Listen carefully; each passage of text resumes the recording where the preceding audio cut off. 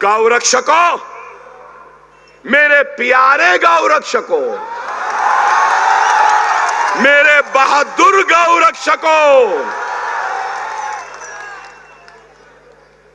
Beef है कह के मारे, बीफ है कह के तुम टोपी को गिरा दिए, बीफ है कह के दाढ़ी काटे, बीफ है कह के झाड़ को बांधकर पीट दिए।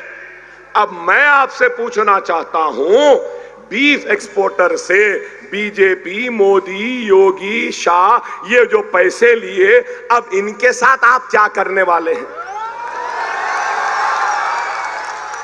कुछ करने वाले? 10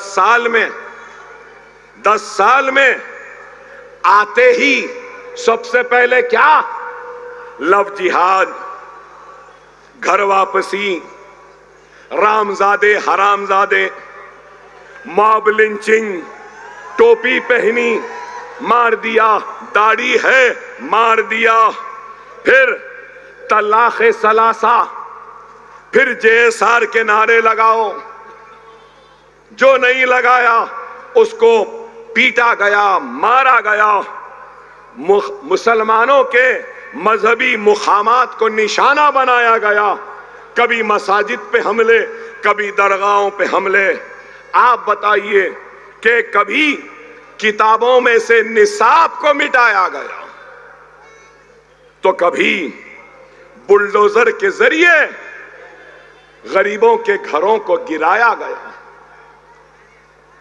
ये इंसाफ है?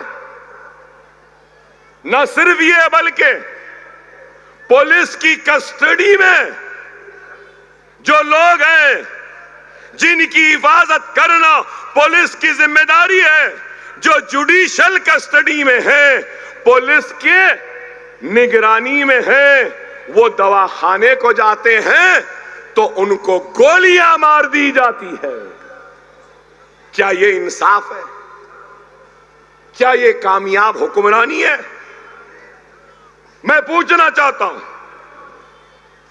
सीएए एनआरसी के जरिए डराने की कोशिश, अब वक्फ अमेंडमेंट बिल के जरिए डराना चाहते हैं, यूसीसी यूनिफॉर्म सिविल कोड की बात करते हैं, तो मुसलमानों का एनकाउंटर करते हैं, मुसलमानों का समाजी बायकॉट की बात करते हैं, तो कोई मस्जिद में घुस के मारने की बात करता है।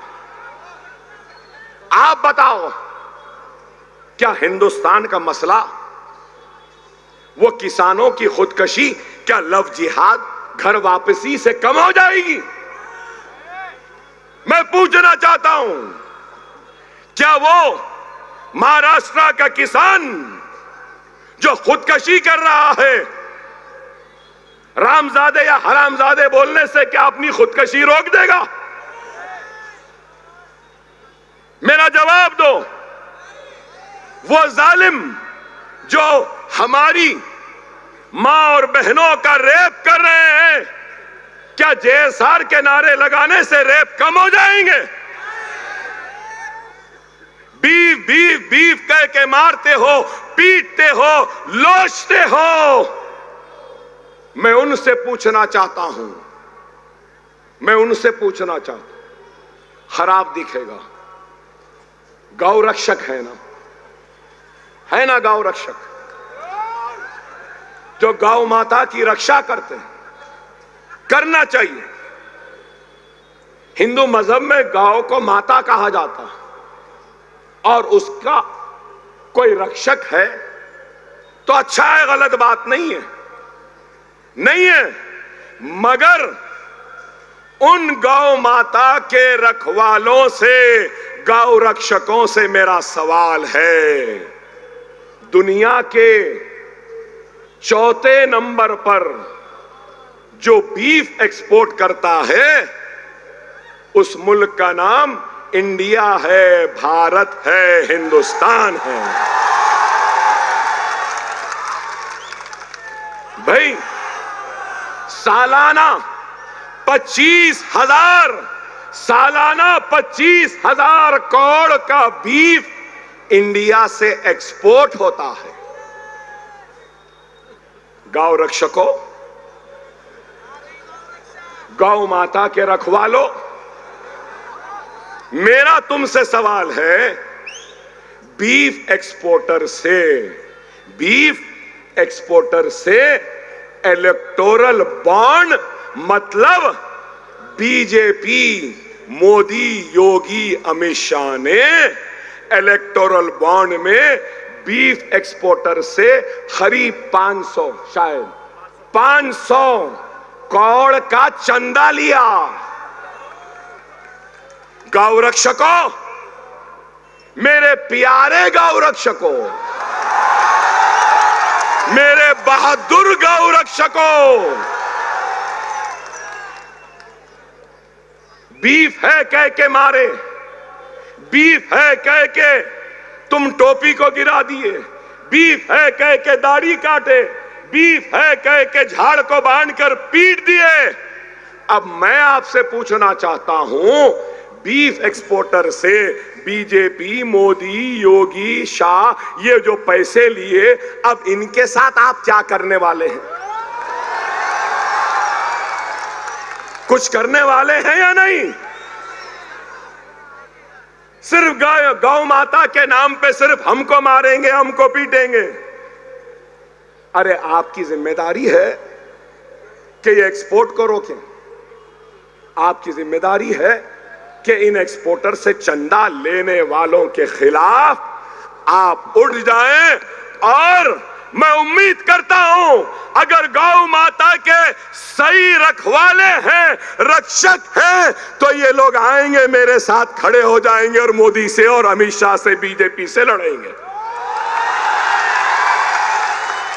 लड़िए। क्या मेरी बात गलत है? अरे यही है मेरे भाई। अब हम ये बात करते हैं तो हम भड़काऊ भाईजान हो जाते हैं। देश की खुशहाली की बात करना भड़काऊ है? देश की तरक्की की बात करना क्या भड़काऊ है? देश के किसानों की बात करना क्या भड़काऊ है? देश की मां और बहन के रेप की बात करना, उसको रोकने का मुतालबा करना क्या भड़काऊ है?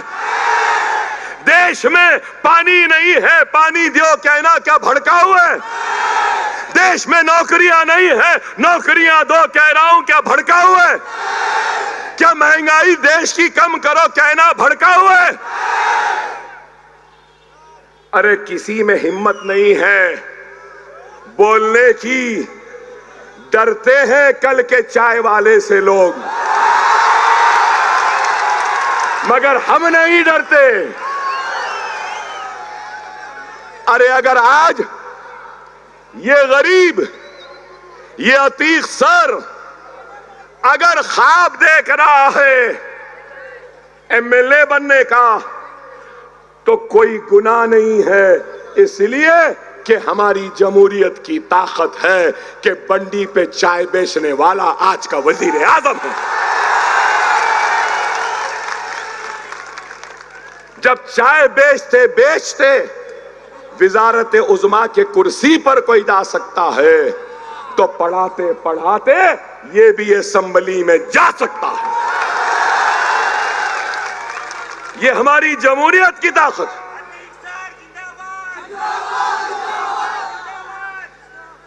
और अगर मैंने अभी चाय की बात की या चाय वाले की बात की, तो भाई मुझे तो नहीं मालूम था, मुझे तो मालूम भी नहीं था कि मिस्टर मोदी चाय बनाते थे, चाय बेचते थे। मुझे नहीं मालूम था। उन्होंने खुद कहा कि मैं चाय वाला था, चाय बनाता था। उन्होंने नहीं कहा क्या? क्या उन्होंने नहीं कहा? उन्होंने खुद कहा। सिर्फ चाय की बात नहीं किया, उन्होंने ये भी कहा, मुझे याद है कि कोई लोग आते थे और बोलते थे कि कड़क चाय दो, कोई आते थे बोलते थे नरम चाय दो। ये भी उन्होंने ही कहा, मैं नहीं कहा। अरे चाय बनाना कोई गुनाह नहीं है। गुर्बत से ऊंचा उठना हर एक का हक है और ये हमारी जमहूरियत की कामयाबी की निशानी है कि एक चाय वाला भी वजीर आजम बन सकता है।